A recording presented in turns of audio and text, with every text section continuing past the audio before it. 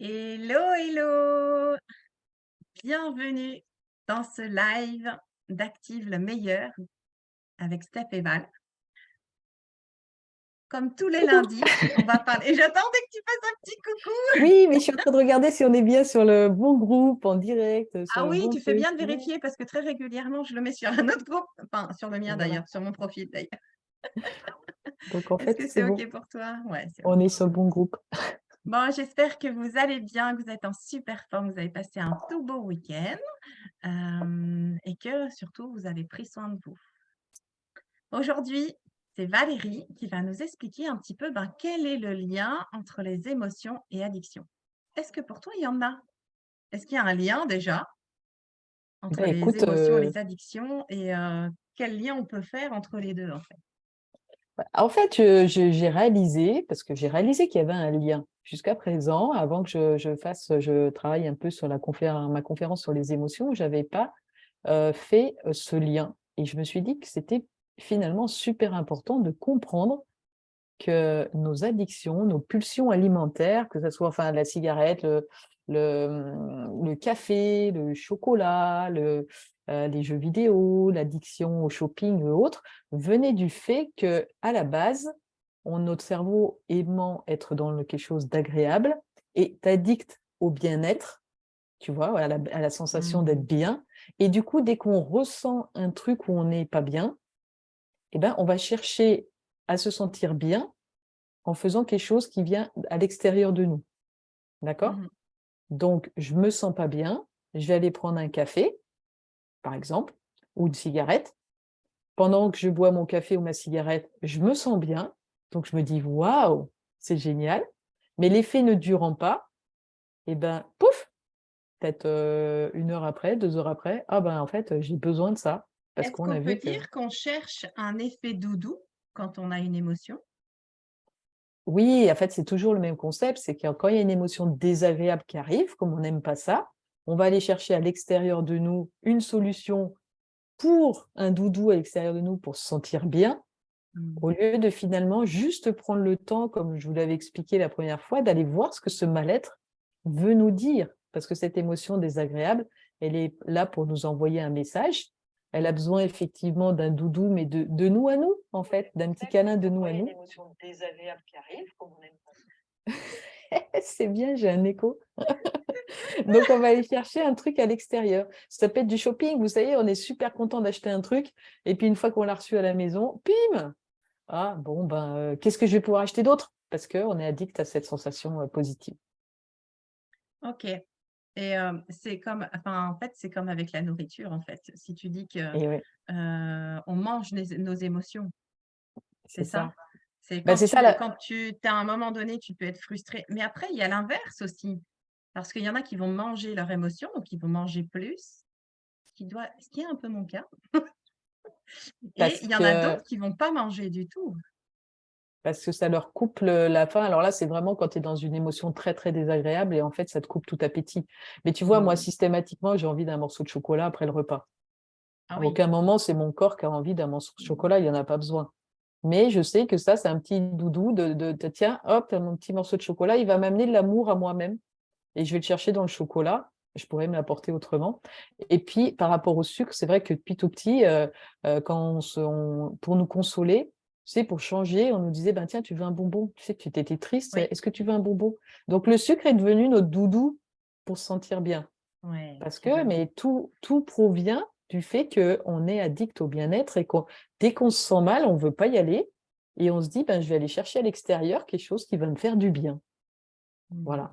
Donc, c'est pour ça qu'il y a vraiment un lien entre l'émotion désagréable. Quand tu es en joie et que tu sautes partout et tu es en mode full patate, tu vas chercher rien d'autre pour être bien. Tu es déjà bien. Et donc, ça serait quoi le petit tips, Euh, un des petits tips qui pourrait nous aider à moins être dans l'addiction de l'émotion? ouais. Et ben, déjà, se rendre compte qu'on est au moment où on va aller chercher ce truc à l'extérieur de nous, le café, la cigarette, le morceau de chocolat, se dire: «Tiens, en fait, je prendre conscience». Tu t'observes en train d'avoir besoin de ça et puis tu vas aller dire: «Ben, finalement, là, maintenant, comment je me sens? Qu'est-ce qui va pas bien?» Quel est mon besoin qui n'est pas assouvi, en fait, qui n'est pas écouté, qui me donne envie d'aller prendre un café, une cigarette, je fais du shopping, tu vois, qu'est-ce que je comble? Oui. Et puis, encore une fois, d'être observateur de soi. Alors, voilà, Est-ce que ça c'est peut la fonctionner solution. aussi pour la dépense excessive? Ben, je suppose qu'après, le processus, il est toujours pareil. Pourquoi tu dépenses, en fait? Qu'est-ce qui te fait que tu as besoin? C'est pour remplir un vide. Tu sais, c'est comme quand tu manges trop, c'est que tu as envie de remplir un espace qui est vide et tu as l'impression que c'est quelque chose à l'extérieur de toi qui va le remplir.